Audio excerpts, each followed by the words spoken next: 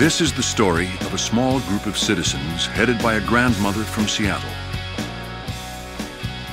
They set out on a journey to ask one simple question: how does America count its votes? What they found was secrecy, votes in the trash, and how to change the course of history.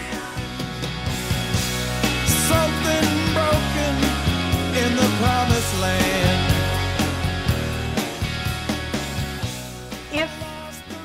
When people see what's really going on, there's no way we will allow this to continue.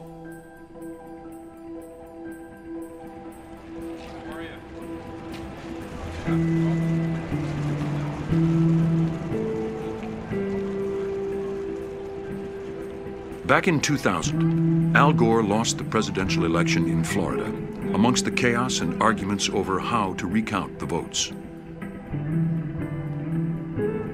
But no one thought to ask how the computers originally counted the results.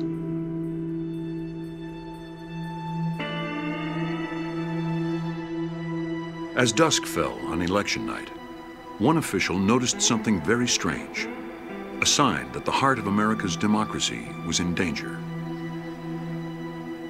In Volusia County, Florida, an election computer counted Al Gore's totals backwards. He had negative votes. Was showing a minus sign in front of the votes that it had subtracted from Gore.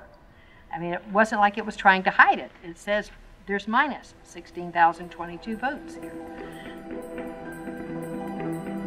How could a computer that is supposed to protect the votes of you and me count backwards to give a candidate negative votes?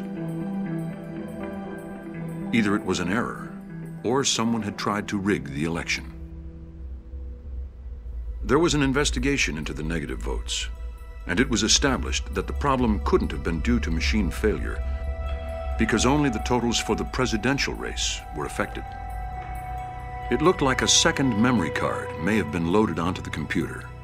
Memory cards contain the votes, but this second card had disappeared, so they couldn't check it.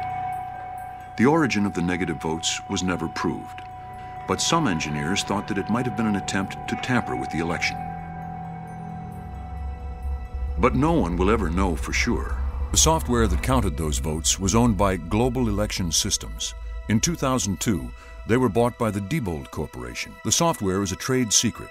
It's against federal and state law to look inside Diebold's voting machines. I was the chief technical advisor to the Secretary of State of the largest state in the United States, and I was not allowed to look at the software running in Diebold or any other vendor's voting systems. To this day, I have not been allowed to look at that software. Software like this is installed in more than 30 states.